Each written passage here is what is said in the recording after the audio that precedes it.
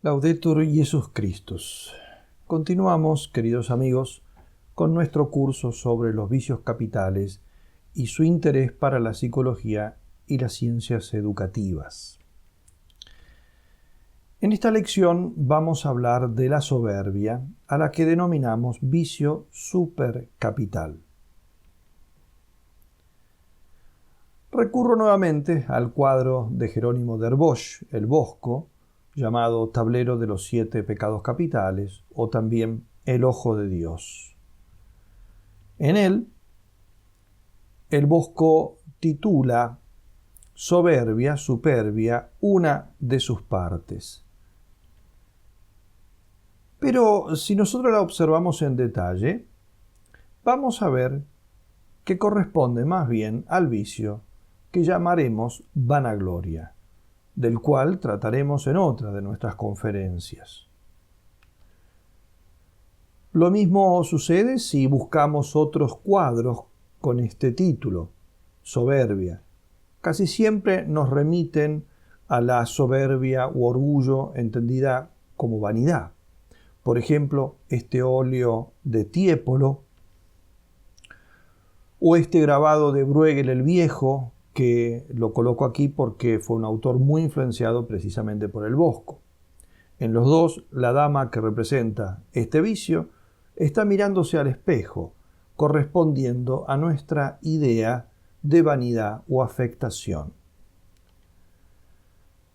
Por eso, para destacar la diferencia entre la vanidad y el orgullo, me parece más pertinente el grabado de Gustave Doré que ilustra la obra de John Milton en el clásico El Paraíso Perdido. En esta obra, este célebre escritor inglés presentaba la figura de Lucifer dotándolo de virtudes prometeicas, es decir, lo presentaba como Prometeo, ese dios mitológico que para los griegos había de alguna manera desafiado a los dioses y les había robado el fuego que después infunde en los hombres. Milton de esta manera quería presentar al demonio, a Lucifer, como un rebelde, una suerte de mártir del mal que lucha contra su creador, pensando que no es justo someterse a él por el simple hecho de que lo haya creado.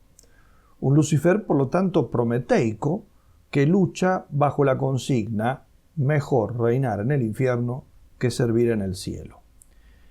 Este pensamiento desafiante de Dios sí nos da una idea de lo que entendemos por soberbia, aunque ésta evidentemente admita grados muy diversos en los hombres. Voy a ilustrar por eso esta conferencia con algunas imágenes de este texto. Son grabados de Gustave Doré para una de las primeras ediciones del Paraíso Perdido. Recordemos, para entender por qué estoy dando por separado la soberbia y la vanagloria, recordemos que Santo Tomás no enumera a la soberbia u orgullo entre los vicios capitales, ¿no? Si bien lo estudia, y lo estudia en la cuestión, por ejemplo, la cuestión que dedica a los vicios capitales en la famosa cuestión disputada sobre el mal, cuestión de malo, ¿no? Cuando toca esa cuestión introductoria de lo que son los vicios capitales en general, inmediatamente dentro de esa cuestión, antes de encarar en la siguiente cuestión el tema de la vanagloria, va a tocar el tema del orgullo. Él, en sintonía con San Gregorio Magno, considera la soberbia como una suerte de vicio universal. De ahí que yo haya llamado a esta conferencia como soberbia vicio supercapital, en el sentido de que está por encima de todos los vicios capitales y los engendra, ¿no? Esto está tomado ciertamente de la Sagrada Escritura, donde se dice que de la soberbia nacen todos los pecados, ¿no? De hecho, de este vicio nacen en primer término los 7 pecados capitales, ¿no? El primero de los cuales es la vanagloria, y de estos, como de cada uno de ellos, van naciendo los distintos vicios y pecados que se reparten entre los hombres. La soberbia es causa de todo pecado y de todo vicio por ser apetito de la propia excelencia o amor desordenado del bien propio, que es la última intención subyacente en todo pecado, como explica Santo Tomás en la Suma Teológica, segunda parte, secunde, las cuestiones 162 a 165, donde analizará este pecado en particular. Santo Tomás nos recuerda una célebre expresión de San Agustín que está en esa obra La ciudad de Dios, que dice así: fecerunt itaque civitates duas, amores duos. Terrenam scilis et amor sui usque ad contemptum Dei, celestem vero, amor Dei usque ad contemptum sui. Dos amores construyeron dos ciudades. Ciudades quiere decir aquí sociedades, grupos de hombres. La ciudad terrena la construyó el amor de sí mismo hasta el desprecio de Dios. La celestial, en cambio, el amor de Dios hasta el desprecio de sí mismo. Toda la historia humana está compendiada en esta frase, ciertamente. La soberbia, entonces, se presenta como algo más que la vanagloria. Se presenta como un apetito de autonomía absoluta. Significa autonomía respecto incluso del Creador, respecto del Creador. El sustantivo soberbia, en latín superbia, indica, de hecho, la acción de sobresalir, superar, destacar, exhibir. Desde el punto de vista moral, se la suele definir siempre como apetito desordenado de la propia excelencia. Al decir apetito, estamos hablando de un apetito ciertamente espiritual, de la voluntad, y el término apetito indica aquí un deseo ferviente, una suerte de hambre volitiva, psíquica, espiritual, de esto que llamamos propia excelencia. ¿Qué significa propia excelencia aplicado a la soberbia? No debemos confundir, insisto, una vez más, este vicio con el de la vanagloria, que será el primero de los capitales que surjan de ella. Aquí tomamos soberbia u orgullo, por tanto, más en sentido de autoafirmación, autorreferencialidad, ¿no? Y no tanto como un mero envanecerse.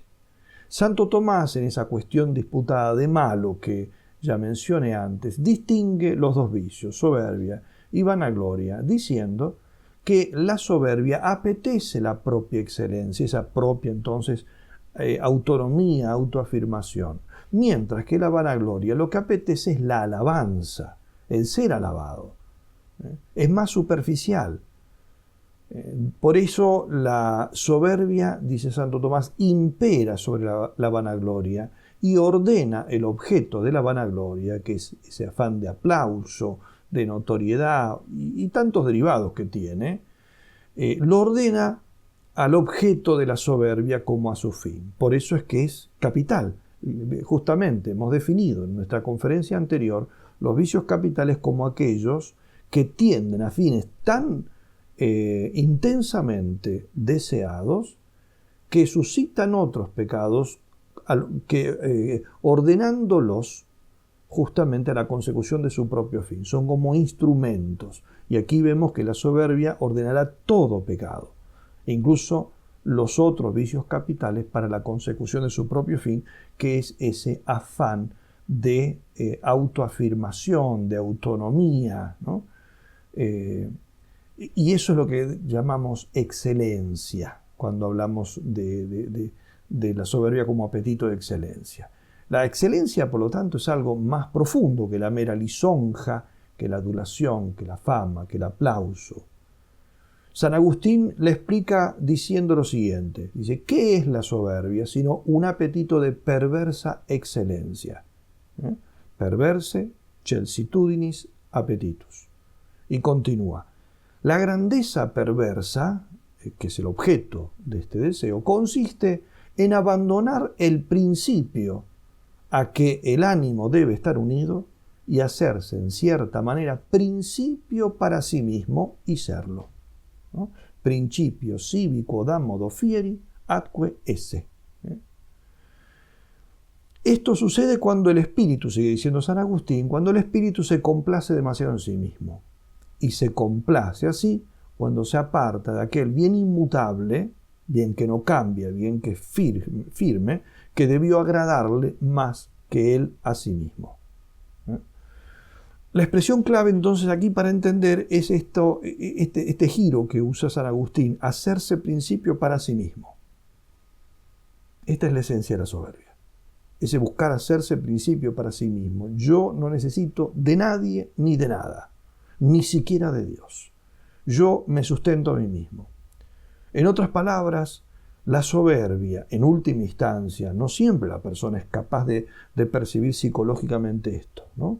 Pero que no lo perciba psicológicamente no quiere decir que no lo esté buscando. Digo, la soberbia busca entonces ese autofundarse, esa autofundación. Esta definición de San Agustín, anota un escritor, Ramos Lizón, dice, subraya inequívocamente la sustitución de Dios por el propio yo como elemento principal que configura la naturaleza singular de la soberbia. Por eso cuando se la entiende como búsqueda de aplauso, no se está entendiendo lo que es la soberbia. Se la está confundiendo con la vanagloria, que no por ser menor es menos nociva. Eso lo veremos cuando estudiemos particularmente el vicio de la vanagloria. Tiene realmente connotaciones psicológicas y efectos sumamente perniciosos, que a veces incluso los vanidosos, los vanagloriosos, ni siquiera lo perciben. Para hacernos una idea del correcto significado de la soberbia como pecado, me voy a servir de la interpretación que hace un célebre psicoanalista de la rebeldía de Adán y Eva. Me refiero a Erich Fromm, y particularmente a una de sus obras que es El corazón del hombre. En esta obra tiene esta página admirable, completamente errada, es un desvarío total, pero sin embargo me parece que presenta el pecado de Adán haciéndonos comprender, si bien él lo defiende, nos hace comprender realmente su última realidad. Dice así: la desobediencia de Adán y Eva a Dios no se llama pecado. Primero, comienza defendiéndolo, ¿no? Excusándolo. Dice, en ningún lugar de la Escritura, se debe entender, hay un indicio de que esta desobediencia haya corrompido al hombre. Por el contrario, la desobediencia es la condición para el conocimiento de sí mismo por parte del hombre, por su capacidad de elegir. Y así, en último análisis, ese primer acto de desobediencia es el primer paso del hombre hacia la libertad. Parece que su desobediencia hasta estaba en el plan de Dios. Sigue diciendo, porque según el pensamiento profético, precisamente porque fue expulsado del paraíso, Adán es capaz de hacer su propia historia, de desarrollar sus potencias humanas y de alcanzar una armonía nueva con el hombre y la naturaleza como individuo plenamente desarrollado, en vez de la armonía anterior en que todavía no era individuo. Espero que hayan podido comprender las dimensiones que tiene esta interpretación. Erich Fromm está haciendo, como dije, una interpretación elogiosa del acto de Adán. Lo presenta de tal manera, ¿no?, que nos hace comprender lo que es precisamente el hombre dominado por la soberbia. Para él, la actuación de Adán realiza verdaderamente la naturaleza del hombre, ¿no? Y nos está presentando entonces, y esto es lo importante, la soberbia como totalmente diversa de la mera vanagloria. A Fromm esto le parece un acto encomiable, porque él lo está mirando con la óptica de un gnóstico, que juzga la rebeldía contra Dios como un paso necesario para la madurez, para la independencia, para la realización de la libertad humana. Si Fromm desvaría al darle un sentido moral positivo, sin embargo, tiene el mérito de acercarnos a la perspectiva que esta acción tuvo en el corazón de Adán. Es decir, Adán debió experimentar su acto, al menos en el momento en que lo realizaba, tal cual lo describe Fromm. Adán tiene que haber visto en su acto un paso en el cual él deja de ser esa nada, dice, cuando todavía no era individuo, dice Fromm, ¿no? Y pasa a ser él, un individuo, una persona distinta, separada de Dios, alguien que se funda a sí mismo, alguien que pone él mismo sobre sí mismo los fundamentos de su existencia, ¿no? Y digo que Adán lo tiene que haber entendido así, porque es la única manera de comprender la gravedad que la visión judeo-cristiana siempre adjudicó a este pecado, ¿no? Fromm no lo ve como pecaminoso esto. Si Adán realmente lo hizo de esta manera, tampoco lo vio en el sentido sí como una rebeldía contra Dios, pero lo vio como una cosa apetecible, como algo bueno, ¿no? Y ciertamente todos los rebeldes que a lo largo de la historia han imitado conscientemente el arrogante acto de Adán han visto a nuestro primer padre con los mismos ojos que Fromm y lo han tomado justamente entonces como ideal de su independencia, de su rebeldía. Adán es pues una suerte de Prometeo, ¿no? De ese desafiante de los dioses en el cual él decide darse vida, hacerse su propio camino. Por lo tanto, ¿no? Vuelvo a insistir, soberbia y vanidad no se confunden. La soberbia es mucho más radical y mucho más profunda que la mera vanidad o vanagloria. Es incluso, si queremos darle otra explicación o otra descripción, es una imitación pervertida. Vuelvo a San Agustín. Él dice, la soberbia trata de ser una perversa imitación de Dios. Superbia perverse imitatur Deum. Sigue diciendo, detesta la soberbia o el soberbio que bajo su dominio se establezca una igualdad común y en cambio trata de imponer su propia dominación a sus iguales en el puesto de Dios. Detesta la justa paz de Dios y ama la inicua paz impuesta por ella misma. Está aquí San Agustín. La soberbia, por eso, si la entendemos de esta manera, nos damos cuenta que vendría a ser una suerte de plagio de la magnanimidad. Magnanimidad es una virtud que, como su nombre lo indica, es una grandeza de alma, una aspiración a las cosas grandes, magna anima, magnanimidad. La magnanimidad hace a la persona que la posee, que posee esta virtud, la hace aspirar a una excelencia, ¿no? Pero es una excelencia regulada por la razón, iluminada por Dios, dice Santo Tomás en esa cuestión de malo, ¿no? Por lo tanto, digamos, es una aspiración a una cosa verdaderamente grande, y grande porque la ve como querida por Dios, o sea, se somete a Dios en la búsqueda de las cosas grandes, de las cosas que valen la pena, de las cosas que son verdaderamente importantes en esta vida. El vicio opuesto a la magnanimidad, o sea, la magnanimidad es una virtud moral. Como virtud moral tiene dos vicios que se lo oponen, uno por un extremo, otro por el otro. El vicio que se le opone como negando la magnanimidad es la pusilanimidad. Si magnanimidad significa magna, ánima, alma grande, aspiración a cosas verdaderamente grandes e importantes, pusilanimidad significa alma pequeña, ¿no? Pusilus, pusila, significa pequeña. Pequeñez de alma, el alma que aspira a lo pequeño, a lo mediocre, a aquello que la ahoga, ¿no? A la nadería, ¿no? Eso entonces se opone por contradicción, contradice la magnanimidad. Y por el otro lado, entonces un vicio que la contradice por defecto y el vicio que la contradice por exceso, en realidad, exceso de magnanimidad no se puede ser tan grande de alma que eso sea un vicio. Lo que tenemos del otro lado es más bien un plagio de la magnanimidad. Algo que parece ser magnanimidad, que parece ser grandeza de alma, pero en realidad es otra cosa, ¿no? Es, como digo, una imitación pervertida, ¿no? Es justamente la soberbia, porque la soberbia aspira a una excelencia, pero esa es la excelencia que compete a Dios. El fundar todas las cosas, el ser la última base, aquello de lo cual dependen todas las cosas. Todo lo demás es criatura. Todo lo que no es Dios es criatura de Dios, ¿no?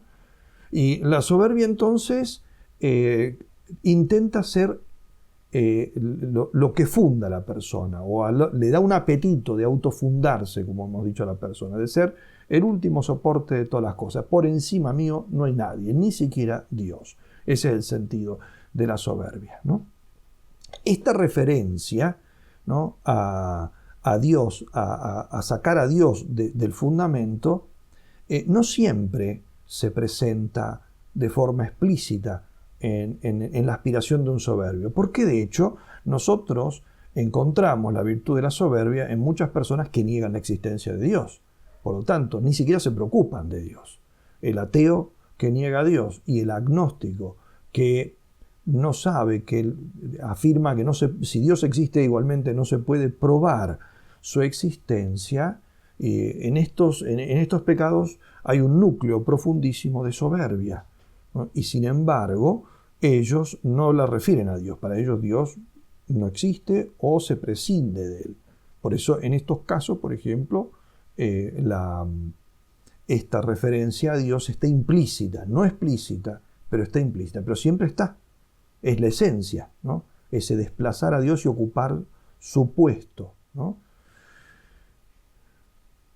Por eso la imitación de Dios propia del soberbio consiste más bien en constituirse él en fundamento último del propio obrar moral.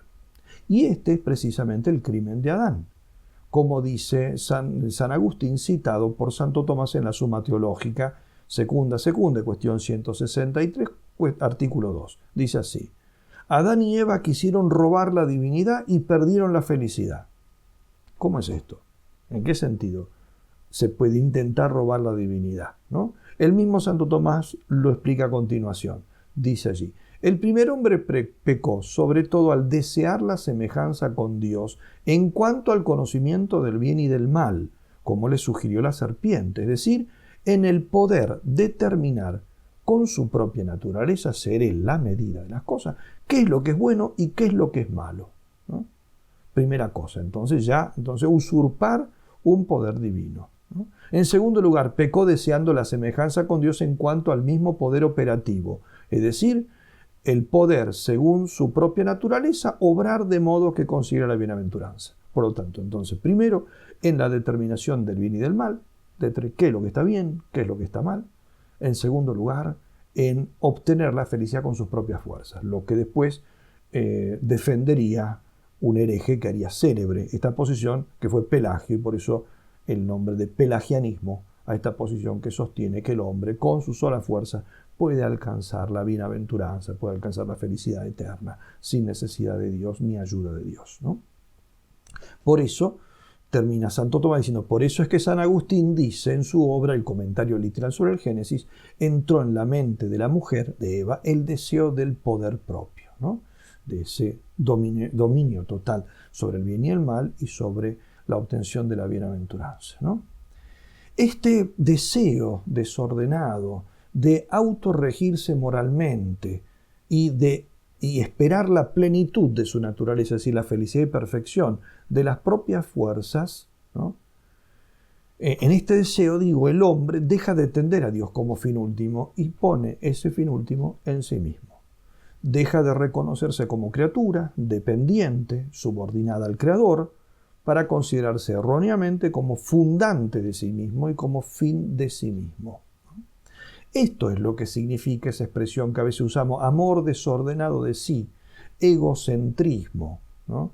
En cierto modo podría incluso usarse la expresión narcisismo si el psicoanálisis freudiano no la hubiera cargado de tanto contenido carnal, ¿no? Como interés del propio cuerpo en tanto objeto sexual. Hoy en día muchos la usan sin esta referencia, como digo, sexual, y por lo tanto, si así prescindimos del contenido sexual de la expresión, hasta podría ser un equivalente psicológico de este egocentrismo, de esta soberbia de la que estamos hablando. Lo importante que quiero rescatar acá es también una observación, y es el hecho esto que hemos descrito, ¿no?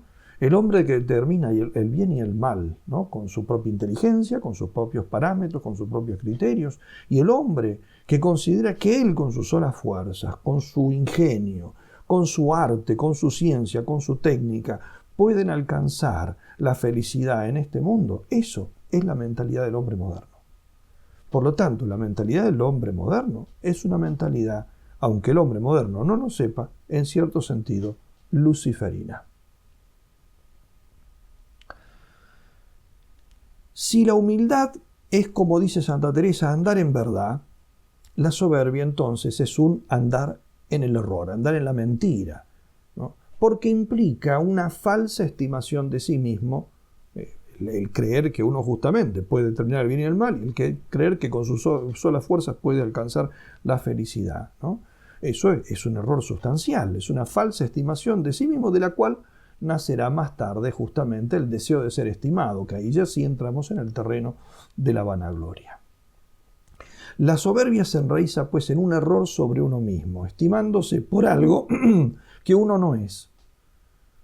La soberbia, en su raíz más profunda, pues, implica un rechazo del límite propio de la criatura.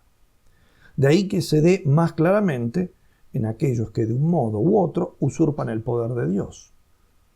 Los que, como suele decirse, aquellos que juegan a ser dioses, sobre todo los que manipulan la vida humana y deciden el destino de los demás. Pensemos el caso en nuestro tiempo del aborto, de la manipulación embrional, de la experimentación sobre seres humanos, de la eutanasia, donde se decide quién vive y quién muere. Todo esto, en definitiva, son expresiones máximas de este vicio, ¿no? Aunque sean personas, por otro lado, que no estén engreídas ni estén buscando el aplauso, pero esa manipulación del poder, ese sentir el poder, ¿no? Ya sea con el conocimiento, ya sea con el dominio sobre los demás, eso es típicamente el pecado de soberbia del que estamos hablando. Por eso encontramos también en la soberbia una suerte de credulidad. Es decir, hay una inclinación, si es un andar en el error, hay una inclinación en el soberbio a asumir como verdadero algo que es falso, porque el hecho de que yo me pueda dar la felicidad a mí mismo, el hecho de que, porque yo determine de que esto es bueno, sea bueno simplemente por eso, ahí evidentemente que hay un error garrafal. Pero la persona se lo cree, y para que se lo crea, la persona tiene que estar deseando creerlo, ¿no? No es entonces un mero error, sino un error precedido por una apetencia de error. Por eso es un deseo de creer. Hay personas que andan deseando creerme esto, ¿no? Eso es lo que se llama credulidad. Un desear creer algo, ¿no? Se desea la propia excelencia y por tanto quiero que me convenzan de que yo soy todopoderoso, de que yo puedo fundarme a mí mismo, de que yo puedo, de que yo realmente puedo fundar mi propia felicidad. Basta con que yo lo quiera, basta con que yo me determine. Eso, evidentemente, la persona que lo está pensando también quiere que lo convenzan, quiere que alguien se lo diga y le diga tú puedes, de modo tal de que es lo que realmente siento, ¿no? Termine por convencerme. Entonces hay un deseo de ser engañado, ¿no? De ahí que, como explica Santo Tomás, de vuelta en la Suma Teológica, secunda, cuestión 162, el artículo 3, dice: la soberbia se cree más de lo que es. Esto se debe al deseo desordenado de la propia excelencia, porque lo que uno desea ardientemente lo cree con más facilidad. Por eso hay un deseo de ser convencido de estas verdades. Por eso cuando la ciencia le dice al hombre soberbio de que él no necesita de nadie, no necesita de dioses, no necesita, él es el centro de todo, el hombre se lo cree porque el hombre está pidiendo que alguien se lo diga. Y fíjense de que esto es precisamente lo que nosotros vemos en el relato de la caída del primer hombre y la primera mujer. Porque nos llama la atención la rapidez con la que Eva acepta los sofismas, los falsos razonamientos que le hace la serpiente. Esa precipitación en aceptar esos razonamientos incorrectos, esas mentiras que le dice la serpiente, no serían posibles si no hubiera como una especie de deseo de tomar por cierto las falsas palabras de este, a quien podemos llamar con mayúscula el arruinador, porque es el que arruina la existencia del hombre. Así como decimos no hay peor ciego que quien no quiere ver, también tenemos que decir, no hay mayor iluso que quien quiere ver las cosas que no existen. Hay 4 vicios que se emparietan principalmente con la soberbia, según San Gregorio Magno, que es el gran escritor del siglo VI sobre estos temas, de quien toma Santo Tomás gran parte de, al menos los principios elementales de su doctrina, que él desarrolla, por supuesto, de una forma magnífica, ¿no? ¿Y cuáles son estos 4 vicios? El primero es la presunción ante Dios, o sea, el atribuirse a uno mismo los bienes que en realidad ha recibido de Dios. Segundo, el creer que los dones que tenemos se relacionan con nuestros propios méritos. O sea, Dios me ha dado esto porque evidentemente vio que yo soy extraordinario, soy un santo, soy un genio, soy un todopoderoso. Por eso es que me los dio. No podía ser menos, ¿no? Eso es esa creencia. En tercer lugar, el jactarse de poseer lo que en realidad no se posee, ¿no?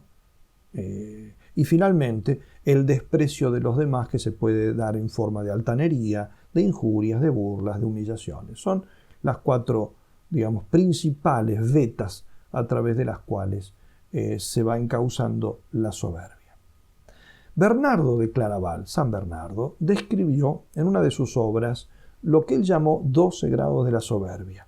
Santo Tomás toma esto y lo da por bueno, las acepta, pero haciendo la aclaración de que más que grados, aquí en realidad están numerados grados de soberbia, pero también las causas de la soberbia y las consecuencias de la soberbia. Por eso, entonces, bajo este título, los grados de la soberbia de San Bernardo, nosotros tenemos una especie como de pequeña enciclopedia de lo que es la soberbia, ¿no? Se comprenden entonces más que como grados, como actos, modos, causas, consecuencias, facetas de la soberbia. ¿Cuáles son? Me limito simplemente a mencionarlos. La curiosidad que busca ver todo sin la debida mesura, la altanería que empuja a hablar de todo con pedantería, la alegría necia, la jactancia, la singularidad que nos hace aparentar más sabios de lo que somos, más santos de lo que somos, más útiles de lo que somos, más prácticos, más técnicos, más científicos de lo que somos, ¿no? Siempre el aparentar de más. La arrogancia, que pretende el preceder a los demás, ¿no? La presunción, que nos hace creernos capaces de cosas superiores a nuestras fuerzas. La justificación y defensa de nuestros propios errores y pecados, algo que los psicólogos conocen muy bien y que llaman con toda razón racionalización o justificación de las propias culpas, ¿no? La confesión taimada de los pecados, es decir, cuando la persona finge compunción en realidad para evitar un castigo, pero no porque haya verdadero arrepentimiento de lo que se ha hecho. La rebeldía, la libertad y deleite en hacer la propia voluntad, y finalmente la costumbre de pecar y el abierto desprecio de Dios, ¿no? Santo Tomás, en el lugar donde él analiza esto, que es la Summa Teológica, Secunda Secunde, cuestión 162, artículo 4, respondiendo a alguna de las objeciones, toca allí este tema, va mostrando en qué sentido todo esto se relaciona con la soberbia tal como la hemos descrito hasta el momento. En el fondo, los diversos modos de orgullo difieren según los bienes en que cada uno hace radicar su excelencia, su independencia, su solidez moral, eso que llamé antes autofundarse, o sea, dónde hace radicar uno la densidad de su propio ser, ¿no? ¿Dónde cree uno que están las bases de su cualidad particular, de su excelsitud, ¿no? Como lo llama la definición clásica, deseo, apetencia de la propia excelencia. ¿Dónde radica esa propia excelencia, ¿no? Bien, esto va a determinar distintos grados, fundamentalmente 4 grados principales del orgullo o soberbia. Tenemos en primer lugar, en la base, el orgullo que podemos llamar, por darle un nombre, un orgullo estúpido. Es el orgullo más exterior, aquel que cree fundar la propia grandeza en bienes meramente exteriores. Uno que se cree que realmente ser una excelencia por la belleza que tiene, o por el peculio, porque es rico, o por el nombre que tiene el abolengo, por el rango que ocupa, por los honores que se le dan, por los cargos que desempeña, ¿no? Esto es lo más exterior, digamos, pensar que uno es un hombre extraordinario simplemente porque tiene dinero, o que es un hombre extraordinario porque ocupa un cargo político. Eso es, digamos, el grado, en definitiva, más bajo de la soberbia. Es una soberbia estúpida, ¿no? Y es, gracias a Dios, la que más fácilmente cede ante la luz de la humildad, ¿no? Aunque igualmente, aun cuando se dé una soberbia en este primer grado, el hecho de que la luz de la humildad penetre esta piedra dura de la soberbia y la rompa, volviendo a la persona a su realidad, sigue siendo algo muy difícil y en muchísimos casos milagroso. Por encima de esa soberbia tenemos la soberbia de la voluntad, es decir, la que nutre esa excelencia, esa convicción de la propia excelencia en los bienes que haya en sí misma, que encuentra en su propia voluntad. Por ejemplo, en su independencia, en el poder de mando, en la fuerza que ejerce, ¿no? Esta soberbia se caracteriza como un rechazo a someterse a la autoridad establecida, por una confianza exagerada en sí mismo y en su propio poder, por el ansia de dominio. Es la soberbia que ahoga a los dominadores, a los que están hambrientos de poder, ¿no? En el fondo, este tipo de soberbia repite esa frase que la Escritura pone en boca del demonio en el momento de su rebelión: non serviam, o sea, no serviré a Dios, ¿no? La negativa a obedecer, que Satán pronuncia en su primera rebelión.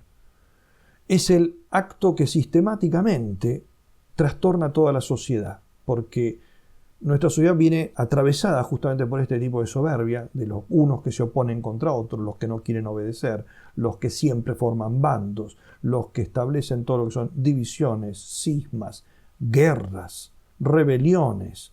Esta es la soberbia que funda todo ese río de sangre que atraviesa la historia humana.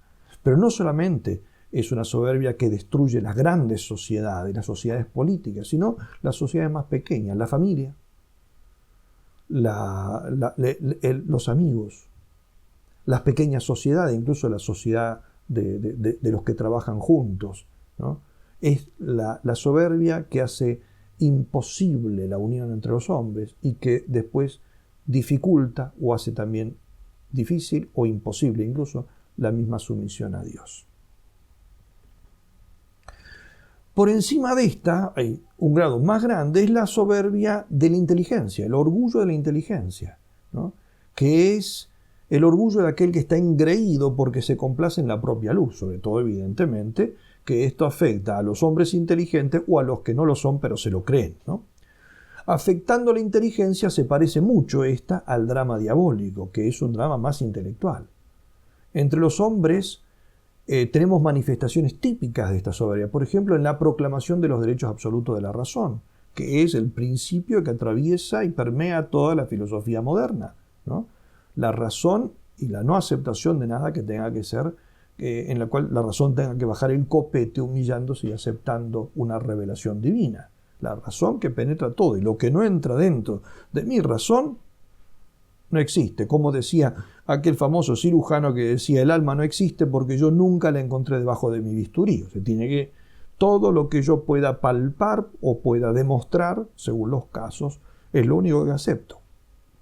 Esta soberbia está presente también en ese principio que los protestantes fijaron, que se llama el libre examen de la Sagrada Escritura, que es la interpretación personal de la Sagrada Escritura sin referencia a ningún magisterio exterior. O sea, yo, para entender lo que Dios quiere decir, me basto a mí mismo y no solamente no necesito de otro, sino que cualquier otra enseñanza es algo que interfiere en esa relación personal con Dios.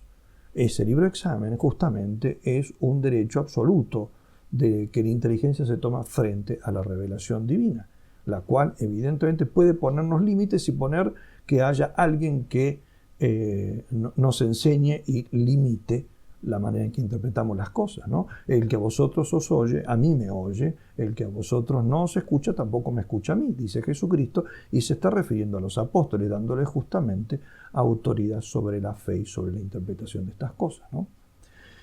La soberbia también se expresa en el rechazo a sujetar la inteligencia a la oscuridad de la fe. Hoy en día, en las pretensiones que tiene la ciencia de no aceptar ningún límite para la investigación, ni siquiera la destrucción de la vida inocente, como decía uno de los grandes investigadores del siglo XX, científicos en el tema de la vida, decía que la destrucción a veces de vidas humanas y es un tributo que vale la pena pagar con tal de hacer crecer a la ciencia. En los pecados de agnosticismo también está presente, y sobre todo en el hacer de la propia conciencia el juez absoluto y supremo de toda conducta. Y vuelvo a insistir en esta observación. Esto que estoy diciendo es prácticamente lo que describe nuestra sociedad. Por lo tanto, nuestra sociedad es una sociedad que que tiene dentro suyo esa caries tremenda de la soberbia intelectual. Y por encima de todos esos otros grados, el último grado, el más grave de todos, es el orgullo espiritual. El orgullo espiritual es aquel que se precia de los dones espirituales recibidos, porque uno si los tiene porque los ha recibido de Dios, como si fueran méritos propios. Como si fueran méritos propios. Dice un autor, el orgullo espiritual se jacta no solamente de sus obras como si fueran únicamente suyas, sino también de sus privilegios espirituales. Por ejemplo, el pertenecer a un estado, a una familia religiosa, que cuenta con grandes santos, que posee una doctrina y una gran influencia, es una nobleza que obliga y puede también alimentar un orgullo espiritual que esterilice y ciegue ante las nuevas manifestaciones de la misericordia divina. Los dones espirituales, sigue diciendo, pueden servir también de pasto al orgullo. Las gracias de oración enriquecen al contemplativo, pero la tentación puede llegar enseguida, sutil e inconsciente. Y casi necesariamente viene, tan tenaz es el orgullo y maligno el demonio, dice, viene por utilizar esas riquezas espirituales para engreírse y aparentar, para servir a una necesidad de afecto o dominio, o simplemente para hacer triunfar las ideas personales. La personalidad idólatra de sí misma se pone en lugar de Dios y lo que había recibido para ser instrumento y medio lo utiliza para imponerlo como un fin y un Dios a ella misma y a los demás. Corruptio optimi pessima. La peor corrupción es la corrupción de lo mejor. No se puede pensar sin estremecerse en ciertas caídas lamentables de almas favorecidas por Dios, termina diciendo. Este es el orgullo propio, por ejemplo, de los falsos místicos, de los herejes, de los que se consideran santos sin serlo, y sobre todo, según la Sagrada Escritura, será el rasgo más notorio del anticristo, aquel a quien San Pablo llama el hombre de pecado, el que se eleva sobre todo lo que lleva el nombre de Dios hasta sentarse él mismo en el santuario de Dios y proclamar que él mismo es Dios. Estas son palabras de San Pablo en la segunda carta a los tesalonicenses, describiendo este misterioso futuro personaje. Su mensaje, escribió en un célebre texto Monseñor Fulton Sheen, será muy simple y lógico, el del anticristo me refiero. Dice así: si no hay cielo, no hay infierno; si no hay infierno, no hay pecado; si no hay pecado, no hay juez; si no hay juicio, entonces el mal es bien y el bien es mal. Este es un poco el razonamiento del anticristo, ¿no? Ahora bien, esto último que dije, el bien es mal y el mal es bien, es prácticamente lo que proclama nuestra sociedad. Significa que este razonamiento del anticristo ya ha venido haciéndose, ¿no?, a lo largo de la historia, y nosotros ya hemos aceptado, o al menos la sociedad en sus líneas generales, ya ha aceptado lo que el anticristo tendría que proclamar. El trabajo que le queda por hacer es, por lo tanto, lamentablemente muy poco. Y fijémonos que justamente esto, que es lo que tratará de poner el anticristo, de alguna manera es lo mismo que la serpiente le dijo a Adán, o sea, cierra el círculo. Comenzó, ¿no?, tratando de hacer creer a la criatura que ella podía determinar autónomamente el bien y el mal, y terminará justamente tratando de que la criatura acepte precisamente de que ella puede determinar cuál es el bien y cuál es el mal, o sea, crearse una propia moral. Esta, en definitiva, es la esencia de la soberbia. Dante eligió para símbolo de este pecado en uno de los círculos del infierno a un personaje mitológico que se llamaba Capaneo. Capanio es uno de los mitológicos 7 reyes griegos que se confederaron contra la ciudad de Tebas.